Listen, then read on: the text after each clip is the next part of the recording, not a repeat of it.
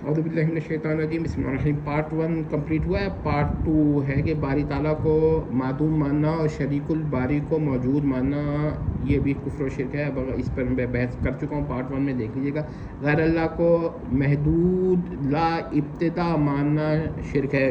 اب جیسے کوئی یہ کہے کہ غیر اللہ لا ابتدا ہے مگر محدود ہے، تو یہ کیسے ہو سکتا ہے؟ آپ کہیں گے یہ تو محال ہے، تو ہم یہ کہیں گے اسٹیفن ہاکنگ تو اسی کا قائل تھا کہ عالم لا ابتدا اور محدود ہے، تو باری تعالیٰ کے لیے وہ قائل نہیں تھا۔ لیکن اگر کوئی باری تعالیٰ کو بھی ایسا مان لے تو وہ کفر شرک ہو جائے گا، اور اگر باری تعالیٰ کو محدود لا ابتدا مانے تو یہ کفر و شرک ہو جاتا ہے، کیونکہ وہ محدود لا ابتدا ماننے کے بعد یہ بھی اس کا عام مانتا ہے کہ وہ باری تعالیٰ جو ہے اس کی ابتدا نہیں کی ہے اس نے، باری تعالیٰ نے، یعنی باری تعالیٰ تخلیق نہیں کی ہے اس کو، تو اچھا یہ بھی ایک مسئلہ ہے۔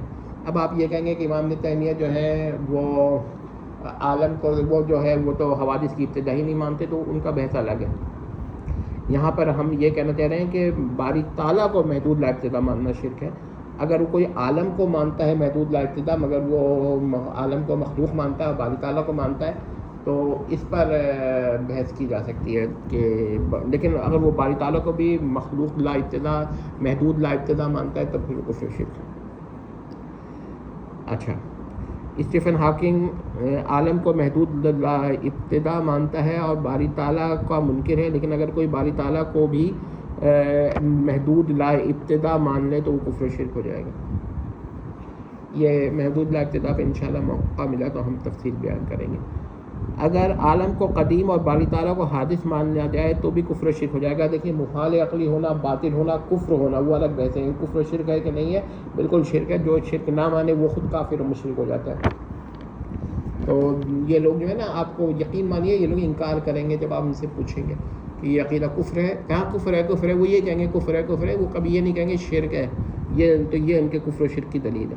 اچھا، باری تعالیٰ کی صفات ذاتیہ کو قدیم مانا جاتا ہے لیکن الہ نہیں مانا جاتا، تو اگر کوئی صفات باریہ کو لائن ولا غیر مانے اور ہر صفت کو قدیم مانے مگر الہ بھی مانے تو یہ کفر و شرک ہو جائے گا۔ یاد رکھیے گا کہ غیر اللہ کی صفات کو، غیر اللہ کو قدیم ماننا کفر و شرک ہے، غیر اللہ کو الہ ماننا بھی کفر و شرک ہے، لیکن باری تعالیٰ کی صفات کو قدیم ماننا یہ کفر و شرک نہیں ہے۔ خواب صفات کو عین مان لیں یا لائن ولا غیر مانیں، اس سے بحث نہیں ہے، بحث کفر و شرک سے ہے۔ لیکن اگر آپ ہر صفت کو لائن ولا غیر مانیں یا عین مانیں مگر ہر صفت کو الہ مانیں تو یہ کفر و شرک ہو جاتے ہیں۔ اب یہاں پر ایک مسئلہ ہوتا ہے، وہ متعدد بنفسہ کا فضل حق قائل ہے، تو ہم کہیں گے متعدد بنفسہ کا عقیدہ جو ہے وہ بھی کفر و شرک تک بعض صورتوں میں چلا جاتا ہے، ہر ہمیشہ نہیں جاتا۔ غیر اللہ جو عطائی طور پر غیر اللہ کو عطائی طور پر رب العالمین اعتقاد کرنا کفر و شرک ہے۔ یہ دیکھیے گا کہ بعض لوگ کہتے ہیں کہ بھائی یہ دو چیزوں کا رب مان لینا جو ہے یہ تو کفر و شرک نہیں ہے، لیکن رب العالمین ماننا، رب العرض ماننا، رب السماء ماننا یہ تو کفر و شرک ہے۔ اب یہ تعریف پہ ثابت کریں نا کہ وہ جو کہتے ہیں کہ واجب الوجود ماننا غیر اللہ کو اور مستحق العبادت ماننا چاہیے، تو اس کے علاوہ بات ہوگی تو عالم الغیب جو ہے اس کا بھی مسئلہ بھی ہم بیان کریں گے، لیکن فی الحال تو ہم رب العالمین